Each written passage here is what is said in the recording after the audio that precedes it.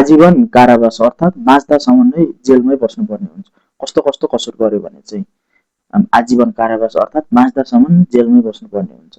आउनुहोस् जानु। मुलुकी फौजदारी संहिता 2074 अनुसार चाहिँ 7वटा कसुर गर्यो भने चाहिँ आजीवन कारावास बस्नुपर्छ भनिएको छ। ती के हो त आउनुहोस् जानु।